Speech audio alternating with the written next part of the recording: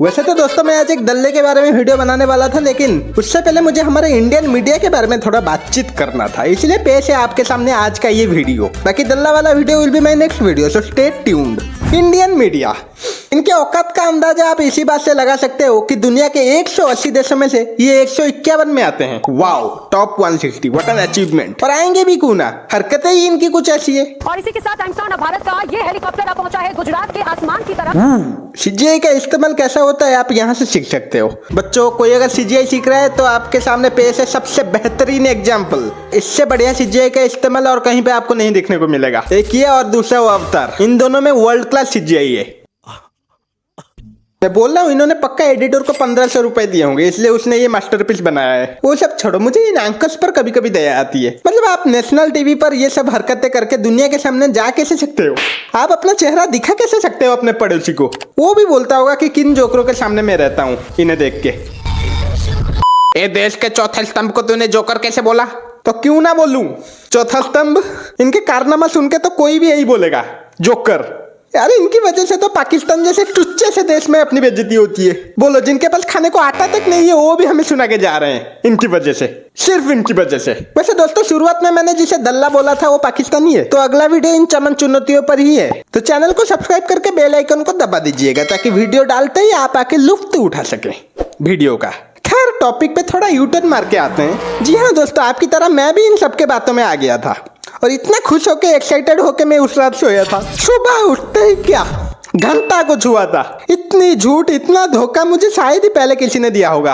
उसने भी नहीं दिया था मुझे। मेरा पूरा विश्वास उठ गया है तब से इन पे। मतलब कुछ भी करने का, टीआरपी के लिए कुछ भी करने का। और ये नहीं कि एक दो चैनल, पूरा का पूरा इंडियन मेन स्ट्रीम मीडिया उस रात ये कर रहा था। उस दिन इंडियन नेवी ने तो नहीं, लेकिन आज तक ने जरूर कराची पर अटैक कर दिया था। और अटैक तो अटैक, एक न्यूज में तो ये लोग ये भी बता रहे थे कि पाकिस्तान हमारा हो चुका है। बस कल मोदी जी जाके लाहौर में एक और बार शपथ ग्रहण करने वाले हैं। मैं नरेंद्र दामोदर दास मोदी। मतलब पूरा कंपटीशन चल रहा था मच्छी मार्केट की तरह। ए मैंने कराची ले लिया, ए तूने कराची लिया तो मैंने लाहौर ले लिया। ए चुप, तुम दोनों ने तो कुछ भी नहीं किया। मैंने तो पेशावर को ले लिया और उनका आर्मी जनरल को भी जेल में भिजवा दिया है मैंने। उधर हेलीकॉप्टर तो इधर इनका टैंक। मतलब कंपटीशन रुकना नहीं चाहिए इनका। और ये उत्साह देख के इनका लग रहा है कि इनको बढ़िया खतरनाक मजा आ रहा है। और मजा तो आएगा ही। एसी स्टूडियो में बैठ के कोकेन चाट के ये पंचायत करना तो मजा ही है एक तरह का। उधर बॉर्डर में थोड़ी ना है ये लोग जो इनको पता चलेगा। मुझे ड्रग दो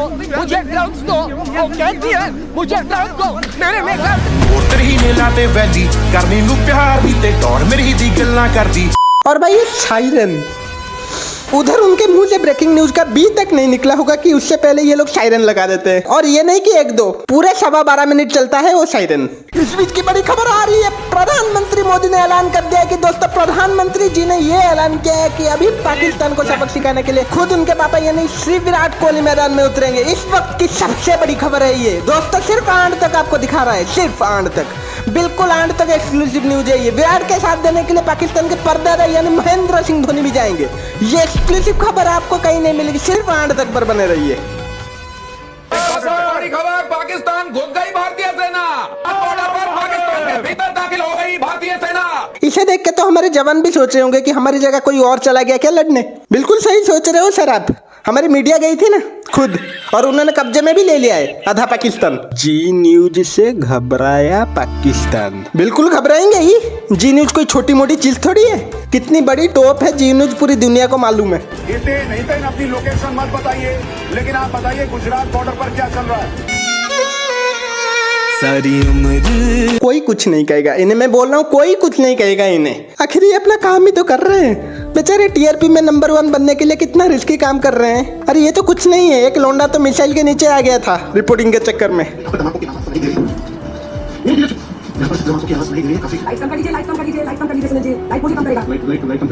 पता नहीं कौन ये वर्ल्ड प्रेस फ्रीडम इंडेक्स की रिपोर्ट बना रहा है। नहीं मतलब ऐसी रिपोर्टिंग के बाद आप हमें 151 नंबर पर रख कैसे सकते हो? आपका रूह कैसे बर्दाश्त कर सकता है ये अन्याय? कि सिर्फ और सिर्फ सच्ची खबर ही आप तक पहुंचे, लेकिन हमारी पूरी सतर्कता के बावजूद कुछ अधूरी रिपोर्ट्स ऑन एयर हो गई। कुछ अधूरी रिपोर्ट्स? कुछ अधूरी?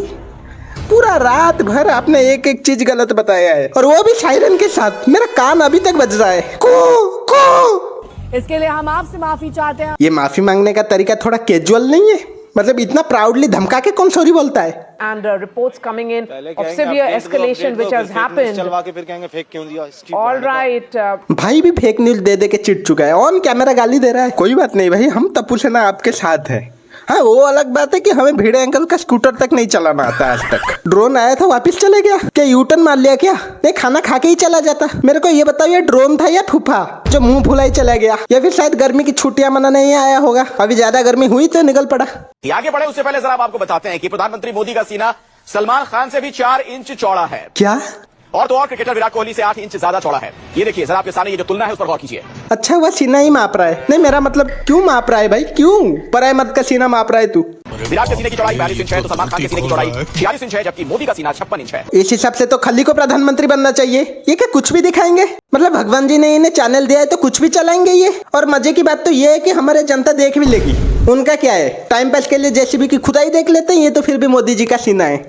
दोस्तों, लास्ट में मैं यही कहूंगा कि एक बहुत ही टेंशन सिचुएशन से गुजर रहा था देश। मतलब हमारे जवान, हमारा डिफेंस सिस्टम सब संभाल तो ले रहे थे, लेकिन फिर भी कभी एक वार लाइक सिचुएशन आसान नहीं होती। और उस टाइम पे हमारा मीडिया अगर इस टाइप का मजाक चलाएगा दिन भर, तो फिर एक आम आदमी को गुस्सा तो आएगा ही। हम इनके भरोसे टीवी देखते हैं और ये कुछ भी बकते हैं। सच्चाई तो आप आज के टाइम पे इनसे एक्सपेक्ट मत ही करो। इतना बुरा हालात हो गया है इनका। अभी सिर्फ ये टीआरपी गेम में ही है, इन्हें घंटा फर्क नहीं पड़ता किसी और चीज से। तो मेरी आपसे एक ही रिक्वेस्ट है, बीसेप एंड फेक न्यूज से बच्चे। बाकी इस वीडियो को एंटरटेनमेंट के लिए बनाया गया है, तो आप सिर्फ थोड़ा सा एंजॉय कीजिए। I will see you in the next video. By the way, brutal roast होगा अगला। आप सिर्फ बने रहिए अंत तक, मेरा मतलब ट्रेंड क्यू के साथ।